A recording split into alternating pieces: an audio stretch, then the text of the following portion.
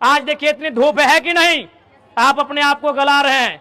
देखिए कुछ बहन लोग का मेकअप भी उतर रहा है। नहीं ऐसा नहीं प्यारे बच्चों, इस तरह का नहीं। क्या गलत बोल रहे हैं? इतनी धूप में आप अपने को गला रहे हैं बहन लोग, क्यों गला रहे हैं? मेरा सवाल यह है। आपकी मां नहीं चाहती है कि आप सुबह 4 बजे उठकर झाड़ू उठाएं। आपके पिताजी नहीं चाहते हैं कि आप सुबह उठकर फावड़ा उठाएं। आपके पिताजी नहीं चाहते कि आप सुबह उठाकर साइकिल लेकर कोयला ठेलने जाएं। वो इसलिए 4 बजे उठते हैं कि उनका दिल कहता है कि मैंने जो किया सो किया। मेरा बेटा मेरी बेटी अगर उठे तो 4 बजे नहीं 8 बजे, और किसी अनुमंडल का, किसी ब्लॉक का, किसी स्कूल का एक अधिकारी बनकर, एक टीचर बनकर बैठे और कलम से अपने काम को देखे। तमाम शिक्षक, शिक्षिकाएं, अभिभावक और छात्र छात्राओं, आप सभी को गणतंत्र दिवस की हार्दिक असंख्य शुभकामनाएं।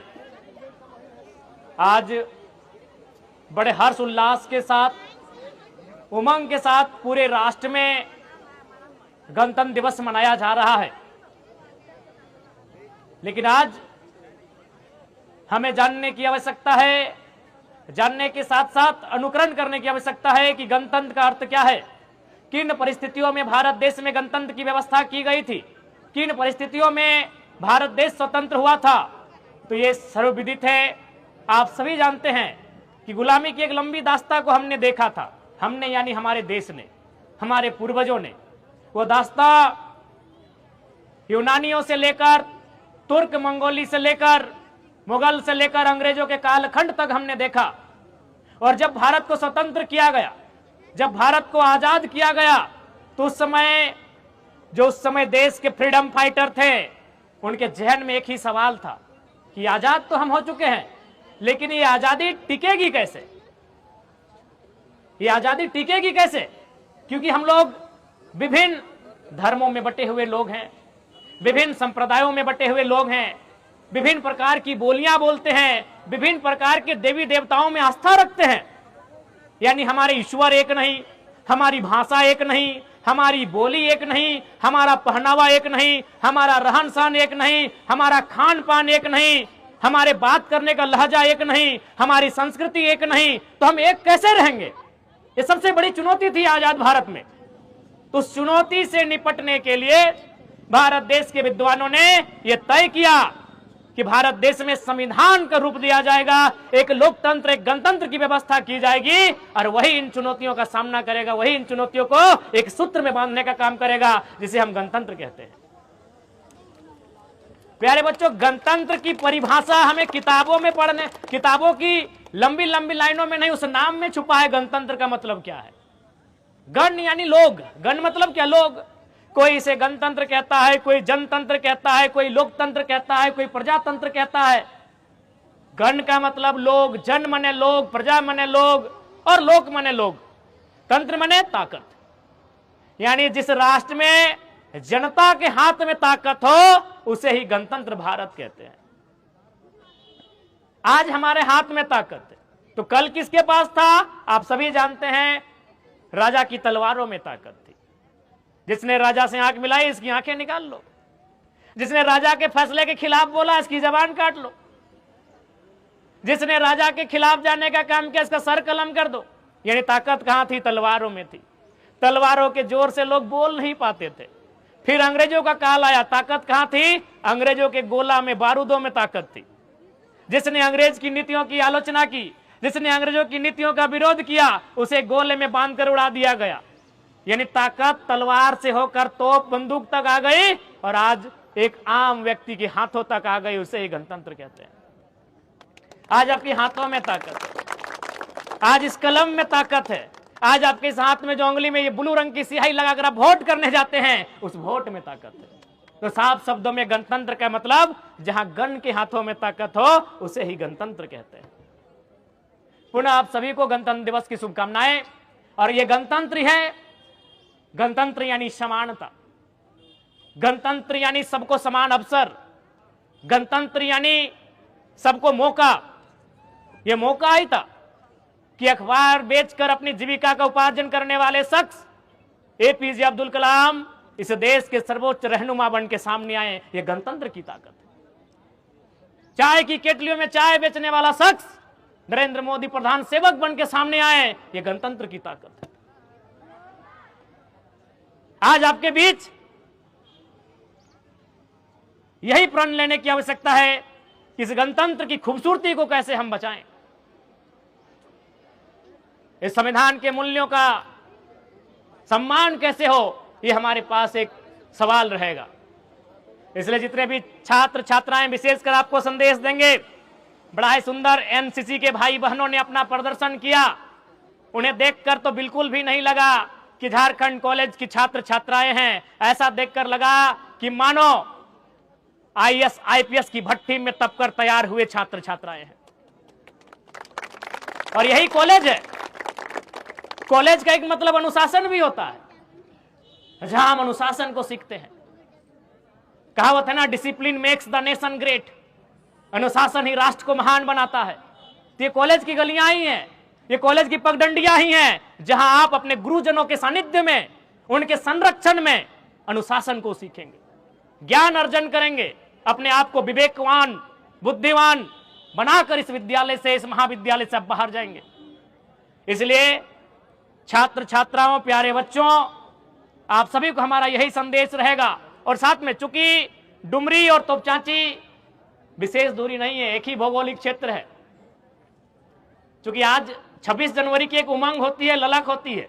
अच्छा, आप बताइए तो आप कितना बजे सुबह उठे थे? 5 बजे?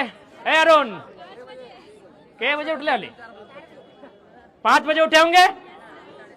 अब आप पता कर लीजिए, आपकी मां आपसे 2 घंटा पहले उठी होगी, हाँ या ना, बस इतना बोलिएगा। आप अगर 5 बजे उठे हैं तो आपकी मां 4 बजे या 3:30 बजे उठी होगी। आप अगर 6 बजे उठेंगे तो आपकी मां 5:30 बजे या 4:30 बजे उठी होगी। उठ के पहला काम क्या क्या होगा? शर्माइए मत, हमारी मां ने भी किया होगा, हालांकि हमारी मां भी हॉस्पिटल में है। अगर घर में होती तो की होती क्या? पहले झाड़ू पकड़ी होती, जूठे बर्तनों को पोछी होती।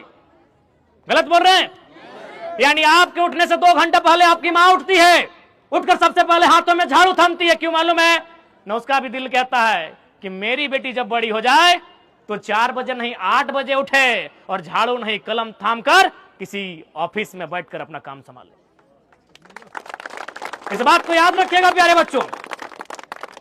आपकी मां नहीं चाहती है कि आप सुबह 4 बजे उठकर झाड़ू उठाएं। आपके पिताजी नहीं चाहते हैं कि आप सुबह उठकर फावड़ा उठाएं। आपके पिताजी नहीं चाहते कि आप सुबह उठाकर साइकिल लेकर कोयला ठेलने जाएं। वो इसलिए 4 बजे उठते हैं कि उनका दिल कहता है कि मैंने जो किया सो किया। मेरा बेटा मेरी बेटी अगर उठे तो 4 बजे नहीं 8 बजे, और किसी अनुमंडल का, किसी ब्लॉक का, किसी स्कूल का एक अधिकारी बनकर, एक टीचर बनकर बैठे और कलम से अपने काम को देखे।